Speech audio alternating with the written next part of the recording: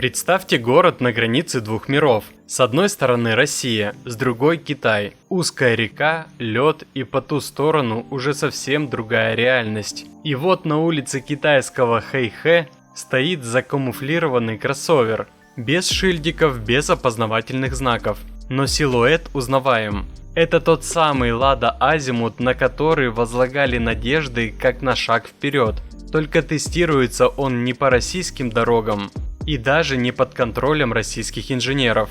Почти в это же время происходит другая сцена, уже в Тольятти. По территории завода ходят китайцы, которые не имеют отношения ни к российскому автопрому, ни к его истории.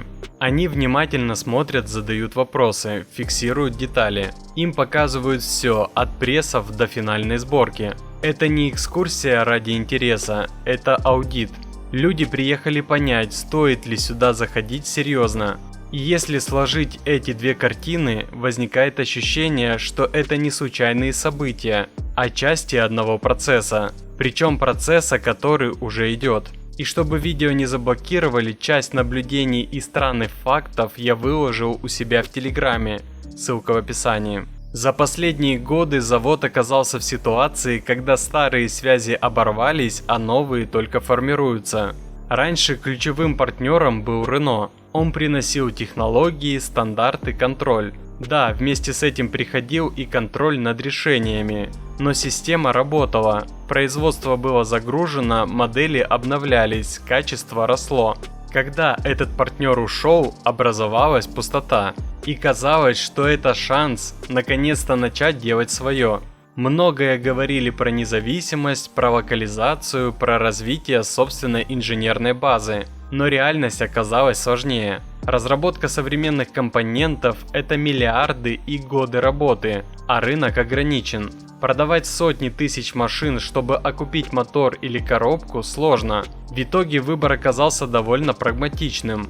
Не создавать, а покупать. Быстрее, дешевле, понятнее по результату. И вот здесь начинается самое интересное. Сегодня на машинах уже стоят агрегаты, пришедшие извне. Это не временное решение, не переходный этап, а вполне рабочая схема.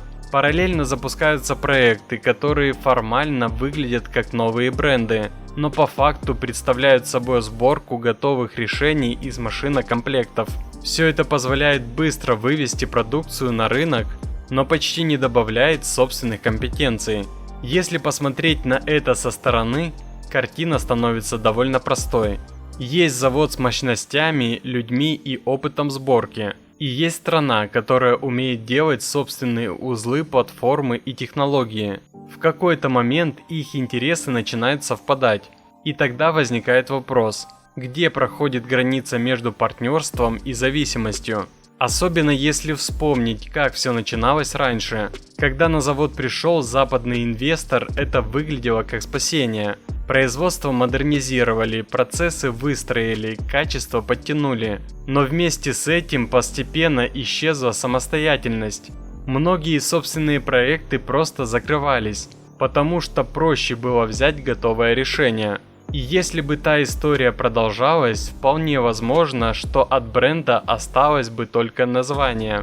Все остальное стало бы частью чужой системы. Сейчас ситуация в чем-то похожа, но есть важное отличие. Тогда завод был сильнее. Сейчас его позиция заметно слабее, и это меняет баланс в переговорах. Когда на предприятие приходят инвесторы, они смотрят не на историю, а на цифры. Их интересует, сколько можно вложить и сколько можно заработать. И если они видят, что ключевые технологии уже закупаются извне, логичный вопрос, зачем оставлять это как есть, если можно взять под контроль весь процесс. И вот здесь снова возвращаемся к тем самым тестам в Китае. На первый взгляд обычная практика. Автопроизводители тестируют машины в разных условиях. Но есть нюанс. Это не просто испытание на климат. Это место, где отрабатывают решения для китайского автопрома. И когда туда попадает российская модель, возникает ощущение, что речь идет не только о тестах. Возможно, так проверяют не столько автомобиль, сколько совместимость технологий. Насколько легко встроить одни компоненты в другую платформу. насколько быстро можно адаптировать продукт под нужды рынка. И тогда картина переворачивается. Уже не мы тестируем свою машину у них, а они проверяют свои решения на нашей базе. Если попытаться заглянуть вперед, можно представить несколько вариантов развития событий. Первый, самый спокойный. Все остается примерно как сейчас. Завод продолжает работать, закупает компоненты, собирает машины, продает их. Без резких движений, без громких сделок. Просто постепенное усиление зависимости. Второй сценарий, более серьезный. Появляется инвестор, который входит в капитал.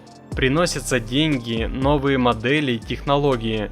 Производство оживает, показатели растут. Но вместе с этим снова уменьшается доля собственных разработок, потому что партнер уже все сделал за тебя. И третий вариант самый жесткий. Контроль фактически переходит к внешней стороне. Завод продолжает работать, но становится частью чужой системы. Бренд остается, но содержание меняется. Какой из этих сценариев реализуется – вопрос открытый. Но он зависит не только от решения внутри компании, потому что есть еще один фактор, о котором обычно говорят меньше всего – это поведение покупателей. Можно сколько угодно говорить про необходимость развивать свое, но в момент покупки люди выбирают кошельком. И если за те же деньги можно взять более современный продукт, выбор очевиден. В итоге складывается парадокс. С одной стороны, есть запрос на развитие собственного производства, с другой, нет готовности платить за это больше или ждать дольше. И в этой ситуации завод начинает действовать максимально рационально. Он просто подстраивается под реальность.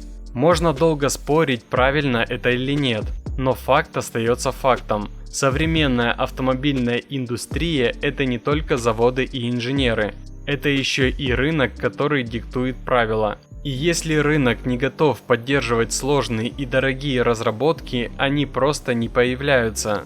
Поэтому главный вопрос здесь даже не про конкретное предприятие. Он гораздо шире. Готовы ли мы в принципе платить за свое? Не на словах, не в комментариях, а в реальной жизни, когда разница в цене ощущается.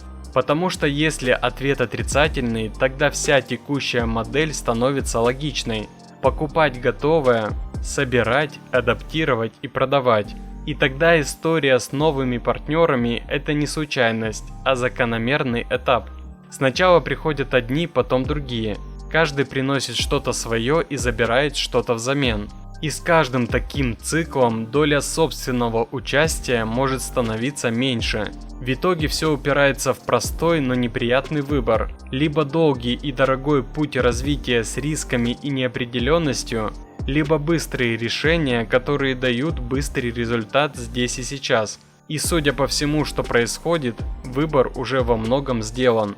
Напишите в комментариях, как по вашему мнению лучше поступить АвтоВАЗу. Ну и шутка на прощание.